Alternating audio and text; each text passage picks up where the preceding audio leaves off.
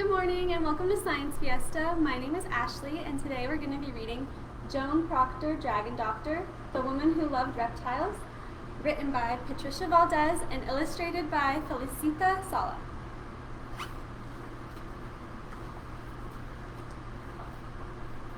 Back in the days of long skirts and afternoon teas, a little girl named Joan Proctor entertained the most unusual party guests. Slithery and scaly, they turned over teacups.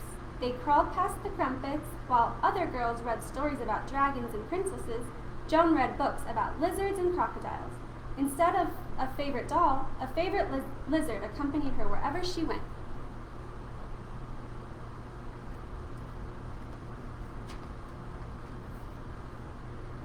Each day after school, Joan retreated to her bedroom, where she studied lizards, snakes, and turtles. She took careful notes, just like a scientist. And on the days Joan was too sick to attend school, tiny toes and eager eyes cheered her up. The reptiles were quiet and watchful, just like Joan.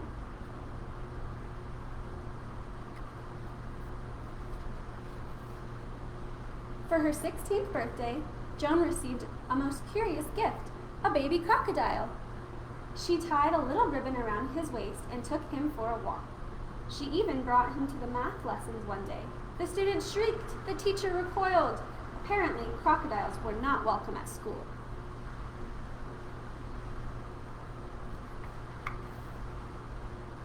When Joan grew older, she skipped the parties and dances with her friends. Instead, she sought out the curator of reptiles and fish at the Natural History Museum.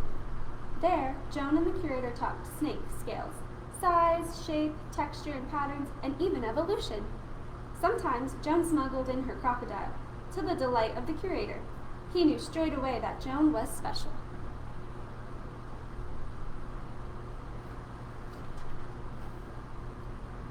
But soon, these carefree days came to an end. Great Britain was at war. Women took up jobs left behind by men. The curator found himself short-staffed at the museum, so he hired Joan as his assistant.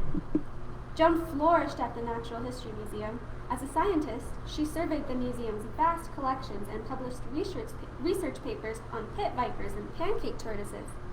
As an artist, she created exquisite models and drawings for the reptile exhibits. When the curator retired, Joan took over. Men returning from war were surprised to find a woman in charge, but times were changing and Joan was leading the way.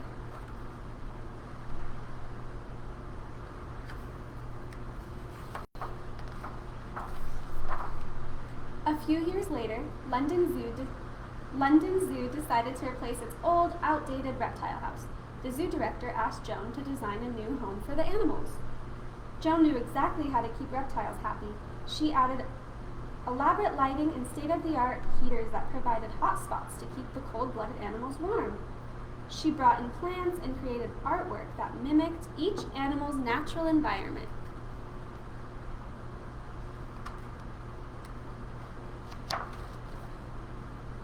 Joan took extra care designing one enclosure in particular. By this time, stories had emerged of a fierce, man-eating lizard with a long, forked tongue, living in a faraway Indonesian island of Komodo. It was rumored to be 30 feet long, faster than a motor car, stronger than an ox. They called it the Komodo dragon. The stories didn't frighten Joan. She dreamed of studying the dragons up close. On the opening day of the new reptile house, visitors packed the zoo. They gawked at the geckos, they peered at the pythons, and they marveled at the monitors.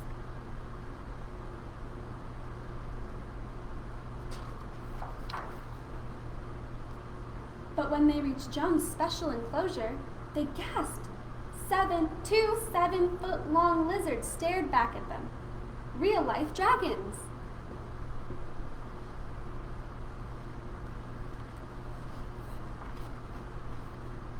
Although the visitors were thrilled, Joan was concerned. One of the Komodo dragons, Sumbawa, did not look well. To the shock of the zoo guests, Joan entered the enclosure.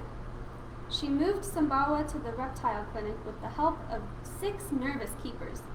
The dragon let Joan clean a sore in his mouth with no fuss at all. In fact, he thanked Joan by licking her face.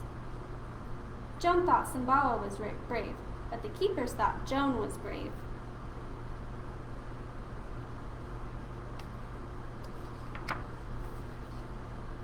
News of Joan and the Komodo dragon spread. Reporters flocked to the reptile house with questions. Had she ever been bitten? Was she afraid of the dragons? What kind of woman runs a reptile house? Joan wished the reporters would ask about the animals instead.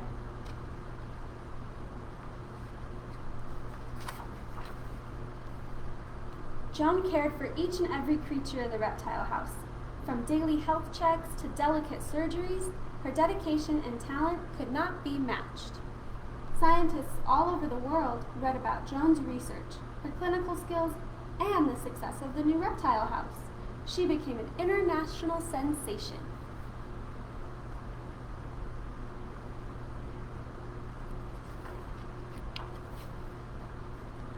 The Zoological Society of London invited Joan to present her Komodo dragon research at a scientific meeting. As Joan took the stage, she wheeled out Sumbawa, sitting freely atop a large table. The audience squirmed in their seats. Joan stroked Sumbawa's head and fed him a pigeon. He ate it in one gulp.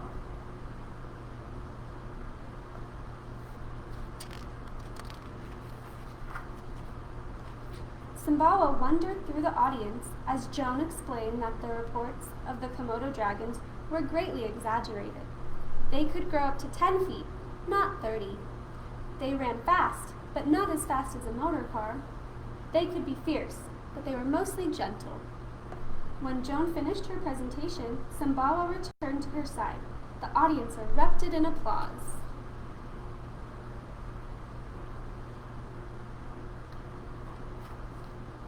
Joan's passion for reptiles never waned. For the rest of her life, she could be found walking or riding through the zoo with Sumbawa by her side.